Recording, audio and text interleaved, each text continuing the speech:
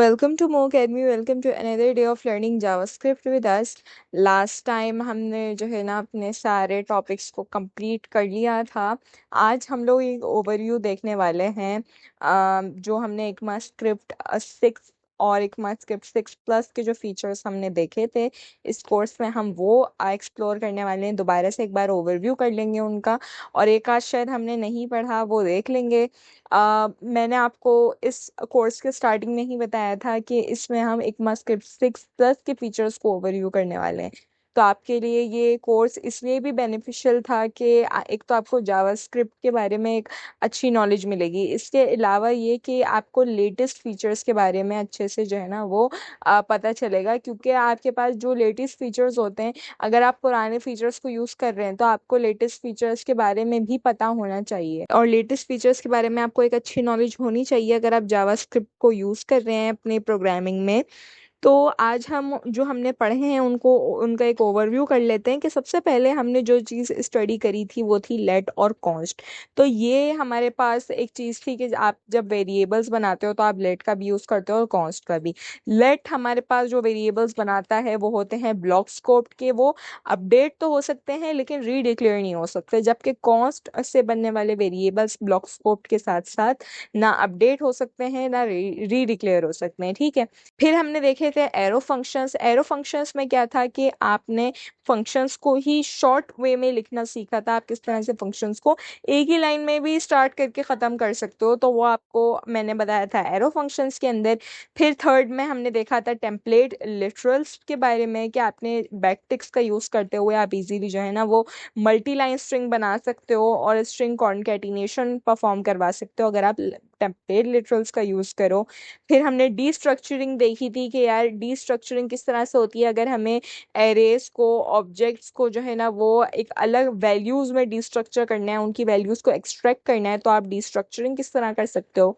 हमने spread operator देखा था कि अगर मेरे पास एरेज और ऑब्जेक्ट्स के अंदर जो इंडिविजुअल एलिमेंट्स हैं, अगर मुझे जो है ना वो किसी और मेरे पास वेरिएबल्स मौजूद नहीं है, मैं किसी फंक्शन में पास करवा रही हूँ, अगर मुझे वो प्रॉपर्ली स्प्रेड करवाना है तो वहाँ पर मैं स्प्रेड ऑपरेटर का यूज़ कर सकती हूँ। ये चीज़ हमने स्प्रेड ऑपरेटर में देखी थी। रेस्ट पैरामीटर हमने देखा था कि अगर मेरे पास मल्टीपल आर्ग्यूमेंट्स पास हो रहे हैं कहीं से, लेट से कोई फंक्शन है या कोई जो है ना वो एरे है, कहीं पर भी आपने देखा कि भाई बहुत सारे या तो एरे के एलिमेंट्स है लेट से कोई फंक्शन में पास हो रहे हैं, तो अगर मैं वहाँ पे एक रेस्ट ऑपरेटर लगा दूँ तो वहाँ पर वो मुझे अगर से यहाँ पे पैरामीटर गलत मैंने लिख दिया, यहाँ पर ऑपरेटर आएगा। रेस्ट ऑपरेटर क्या करता है कि वो उन सारे एलिमेंट्स को कलेक्ट कर लेता है और जो है ना वो एक ही जगह पर ले आता है। ठीक है। आप एक रेस्ट ऑपरेटर लगाते हो और फिर आप उसके अंदर वो सारे एलिमेंट्स को कलेक्ट कर सकते हो। ठीक है। अब हम आते हैं डिफ़ॉल्ट पैरामीटर्स की तरफ। तो मैंने आपको डिफ़ॉल्ट पैरामीटर्स का भी बताया था कि जब आप फंक्शन में कोई भी पैरामीटर लिखते हो, अब आपने लेट से नीचे कोड में उसका काम किया हुआ है कि भाई आपको जो भी पैरामीटर मिले, जो आर्ग्यूमेंट यूज़र पास करे, लेट से अगर वो नाम अपना पास कर रहा है तो वो जो है ना वो नीचे आके मैंने प्रिंट करवा दूंगी। ये मेरे पास सिंपल सा मैंने अगर कोड लिखा है, तो अगर आपने जैसे आपने तो ये कोड लिख लिया, लेकिन अगर यूज़र ने जो है ना वो बाय मिस्टेक कोई डेटा पास ही नहीं करवाया, तो वो आपको पास जो है ना एरर देगा फिर, क्योंकि आपने वो नीचे यूज़ तो कर लिया पैरामीटर, अब वो वहाँ से आर्ग्यूमेंट में पास हुआ ही नहीं, तो आपको वो एरर देगा, अनडिफाइंड का एरर देगा। तो उस ऐसी सिचुएशन के लिए आप क्या करते हो, आप खुद से एक डिफ़ॉल्ट पैरामीटर सेट कर सकते हो। लेट से अगर मैंने नीचे एक ग्रीटिंग का मैसेज प्रिंट करवाया है, साथ में मैंने नेम प्रिंट करवाना था यूज़र का, तो वहाँ पर मैं लेट से डिफ़ॉल्ट पैरामीटर ले सकती हूँ गेस्ट का, कि आपने नाम तो मुझे नहीं मिला यहाँ पर, तो आप ऐसा करो, आप जो है ना वो गेस्ट प्रिंट कर दो, ताकि यूज़र को पता चले कि भाई यहाँ पर आपका जो है ना वो नाम आना था। और अगर गेस ना चाहो तो नेम लिख दो, तो आपको यूज़र को ताकि पता चल जाए कि भाई यहाँ पे नेम आया है, यहाँ पे कोई एरर नहीं आया, आपका कोड ब्रेक नहीं हुआ। ठीक है। फिर हमारे पास एक और मेरे पास एक फीचर है एनहेंस्ड ऑब्जेक्ट लिटरल्स का। ये शायद हमने नहीं देखा था, ये हम देख लेते हैं अभी। देखो, इनहेंस्ड ऑब्जेक्ट लिटरल्स का क्या मतलब होता है। पहले ये होता था कि देखो आपने ये वेरिएबल बनाया, name is equals to, let say यहाँ पर मेरे पास है मरियम। ठीक है। अब मेरे पास एक, मैं लेट से एक और एज का भी वेरिएबल बना लेती हूँ, और यहाँ पर आकर मैं इसमें एज रख देती हूँ 18। ठीक है। अब मैं कोई ऑब्जेक्ट बना रही हूँ, लेट से मैंने ऑब्जेक्ट बनाया यहाँ पर, और यहाँ पर मैंने इसके कर्ली ब्रैकेट्स को ओपन और क्लोज किया। अब अगर मुझे क्या करना पड़ता है, मैंने नेम लिखा, अगर मुझे यही सेम नाम का मेरे पास वेरिएबल भी है, मेरी यही सेम नाम की मेरे पास प्रॉपर्टी भी है, तो मुझे यहाँ पर नेम करके इसको ये करने की ज़रूरत नहीं है। मैं सिंपली यहाँ पर क्या कर सकती हूँ, मुझे बस ये नेम यहाँ पर लिखना होगा, और यहाँ पर नीचे आके मुझे एज लिखनी होगी। इससे क्या होगा, इससे ऑटोमेटिकली ये इसको असाइन हो जाएगा। मतलब ये कि नेम में जो भी वैल्यू रखी हुई होगी वो यहाँ आ जाएगी, एज में जो भी वैल्यू रखी हुई होगी वो यहाँ पर आ जाएगी। ठीक है। यहाँ पर मैं आपको इसको एक बार प्रिंट भी करके दिखा देती हूँ, ताकि आपको नजर आ जाए कि भाई यही वैल्यू इसके अंदर आती है। मैं अगर यहाँ पर आके लिखूंगी obj.name, तो मैं आपको दिखाती हूँ, इसको सेव करती हूँ, मैं आपको ब्राउजर पर दिखाती हूँ। तो यहाँ पर हम आएंगे तो ये देखो, इसने मुझे क्या दिया, जो मेरे पास, अगर आपके पास सेम वेरिएबल अगर आपके पास सेम वेरिएबल नेम है और सेम प्रॉपर्टी नेम है, तो आपको वो बार बार उसको इस तरह से करने की जरूरत नहीं पड़ेगी, भाई name is equals to name, मतलब आप इसको ये असाइन करो खुद से। आपको वो खुद ही जो है ना वो असाइन कर देगा। तो इसको हम कहते हैं, यहाँ पर आके मैं आपको दिखाती हूँ, इसको हम कहते हैं इनहेंस्ड ऑब्जेक्ट लिटरल्स। ठीक है। यहाँ पर मैं इसका नाम भी यहाँ पर मेंशन कर देती हूँ टॉपिक का, ये है इनहेंस्ड ऑब्जेक्ट लिटरल्स। ठीक है। अब मैं आपको बताती हूँ कि अब आपके पास एक और चीज़ होती है नीचे, क्लासेस। क्लासेस हमने नहीं देखी थी, क्लासेस का कॉन्सेप्ट हमने नहीं देखा था। अच्छा देखो, क्लासेस में क्या होता है कि अब पहले क्या होता था कि आपके पास कोई भी डेटा पास हो रहा है, आपके पास जैसे आपने कोई भी काम करना है, लेट से अभी मैं बताती हूँ क्लासेस में क्या काम होता है।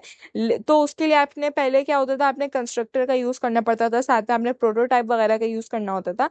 अब हमारे पास जावास्क्रिप्ट में एक क्लास का कीवर्ड इंट्रोड्यूस हो गया है। इससे आप क्या करते हो, लेट्स से मैं यहाँ पर पहले आपको बना के दिखा देती हूँ। मैंने यहाँ पर एक क्लास बना ली पर्सन की। ठीक है। अब यहाँ पर आके मैं कर्ली ब्रैकेट को ओपन क्लोज करूंगी, मैं यहाँ पर एक कंस्ट्रक्टर का फंक्शन लगाऊंगी, और यहाँ पर आकर मैं लेट्स से नेम और एज ले लेती हूँ। नीचे आऊंगी, मैं इसमें नीचे आके मैं प्रिंट करवा दूंगी। नहीं, पहले मैं क्या करूंगी, मैं यहाँ पे दिस डॉट नेम करके मैं एक नेम का बना दूंगी प्रॉपर्टी, और यहाँ पर मैं नीचे आके इधर एज की प्रॉपर्टी बना दूंगी। ठीक है।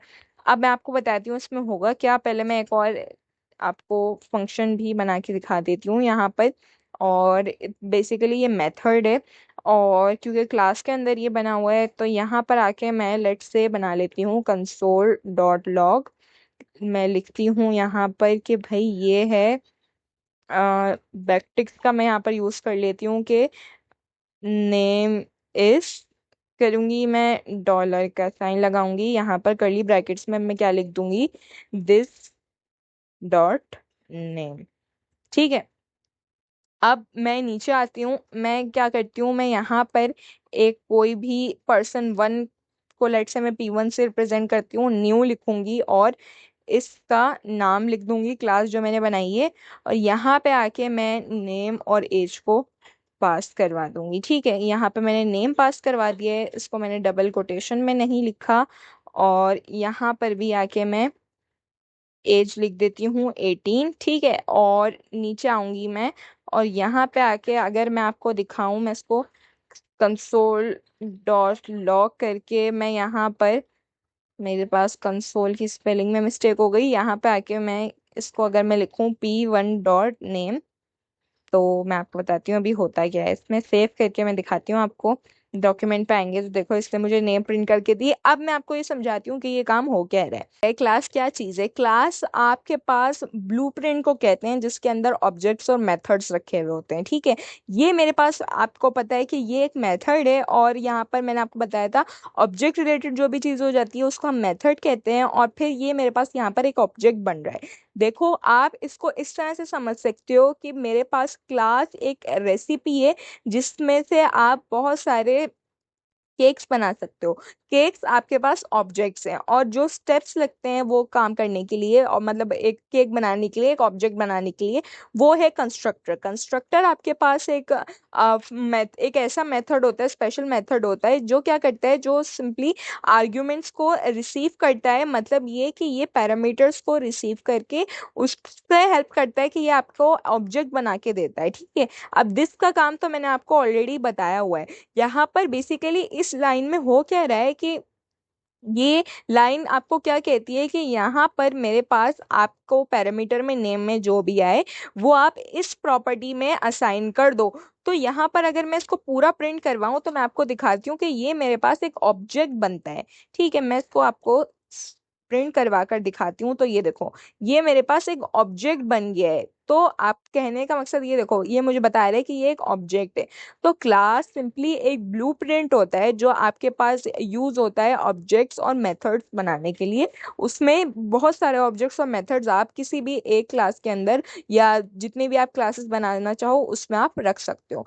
तो ये चीज़ जो है ना आपके पास अब ECMAScript 6 में इंट्रोड्यूस हुई थी।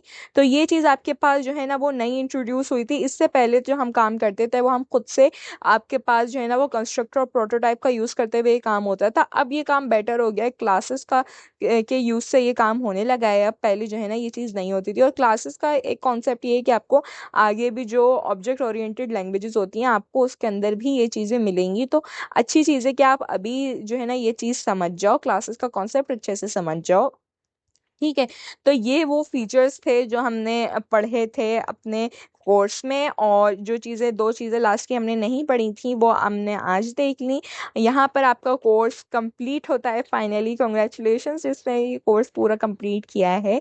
तो मैं आपको बताऊं कि आपने जावास्क्रिप्ट का मोस्ट पार्ट आपने कवर कर लिया है। ये वो सारी नॉलेज है जो एक जावास्क्रिप्ट में अगर आप सीखने बैठो तो आपको पता होनी चाहिए। ये आपको नॉलेज, जहाँ पर भी आप जावास्क्रिप्ट का कोर्स करने, अगर आप कहीं पे करके जावास्क्रिप्ट का कोर्स करने जाओ तो आपको यही नॉलेज वहाँ पर पहले प्रोवाइड की जाएगी। फिर ऐसी चीज़ें, तो आपको कोई भी आप टेक्नोलॉजी पढ़ने बैठो तो उसके अंदर वो बहुत वास्ट होती है। आप उसमें पढ़ते जाओ वो चीज़ें जो है ना, नई नई चीज़ें जिस तरह से इंट्रोड्यूस होती जाती हैं। तो ये कि आप कोई भी टेक्नोलॉजी लेकर बैठो तो आप में आपको उसकी डेप्थ, मतलब आपको उसके कोर कॉन्सेप्ट्स पता होने चाहिए कि वो किस चीज़ पे डिपेंड करती है, और क्या उसमें जो है ना चीज़ें, मेन चीज़ें हैं जिनसे हमारे पास काम हो रहा होता है। बाकी तो ये कि जो चीज़ें नई नई इंट्रोड्यूस होती जाती हैं फिर वो आप साथ साथ जो है ना पढ़ते जाते हो, ठीक है। तो मैंने कोशिश की है कि जो भी लेटेस्ट फीचर्स थे वो इस कोर्स में कवर हों, जो हुए हैं अल्हम्दुलिल्लाह। तो अगर आपने ये कोर्स किया है पूरा तो कॉन्ग्रेचुलेशंस, आपने जावास्क्रिप्ट को बहुत अच्छे से पढ़ा है। आपने, आई होप, वो सारे क्विजेस खुद से सॉल्व किए होंगे जो हमने थ्रू आउट द कोर्स करवाए थे। मतलब ये कि वो प्रैक्टिस सेट रखने का मकसद ही यही था कि आपकी जो है ना साथ साथ प्रैक्टिस होती रहे। बाज़ औक़ात आप पढ़ रहे हो तो आपको नहीं पता चलता कि आपको वो चीज़ें नहीं आ रही हैं उतने अच्छे से जैसे आपको लग रही होती हैं कि आ रही हैं। आप प्रैक्टिस करते हो तो आपको जो है ना वो चीज़ें, कॉन्सेप्ट बिल्कुल क्लियर हो जाते हैं, ठीक है। बस इंशाल्लाह हमारी एक वीडियो रहती है इंटरव्यू क्वेश्चंस की। तब तक के लिए टेक केयर एंड अल्लाह हाफ़िज़।